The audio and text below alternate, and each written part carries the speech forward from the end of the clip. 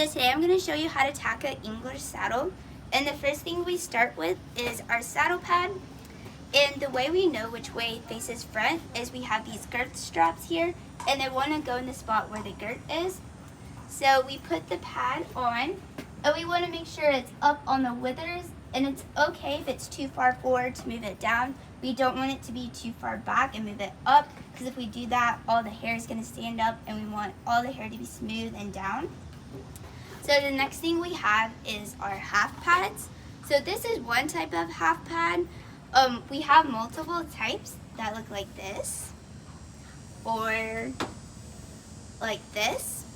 And basically, for all of them are a similar shape, and we know which way is forward by the straight edge, and it kind of looks like a saddle.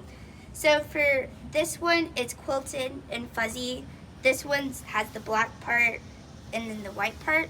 And so for this one, the quilted is going to go up and the black part is going to go up on this one. So then we line it up with our saddle pad here. And so once we have that, the next thing we do is our saddle. And when we're putting the saddle on, we want to make sure we lift it up and down and not just throw it up there. So once we have our saddle on, we're going to take both of the pads underneath and pull it up between the pommel to tent it. So once we have that, we're going to grab our girths and go to the right side to put it on. So now we have our girth, and the way we know which way faces front is they have these little rings here, and we want the ring to be facing the head. So now we pull up the flap, and we have 3 billet straps. We use the first one and the third one. We don't use the second, and that's there because in case one of them breaks, then we can use the second one.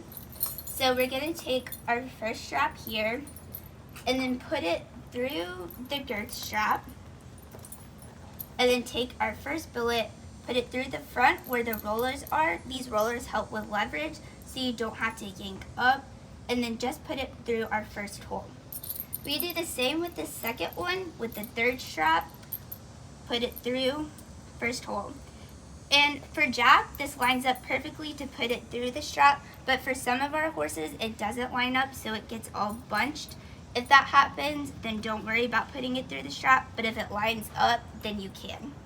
So now we can go to our other side. So now we can go ahead and reach under our horse and grab the girth. So on this side, it lines up for Jack, but we always just want to make sure it's not bunched like I said before. And we can put the strap through, use the rollers as leverage, put it through the first hole, and then the same with the other one. But we want to make sure that the holes are the same on each side. So if I go up 3 on this side, then I want to do the other side 3. And we want to make sure that we leave room to go up on this side. So also, we want to make sure that our girth is loose and not too tight, but not too loose to where the saddle is going to slip and fall off, because we leave the tightening for our instructors. So how you check it is not at the heart girth, but underneath the girth by the belly, and you want to be able to fit 3 fingers through, which I can do here. So that should be all good for Jack.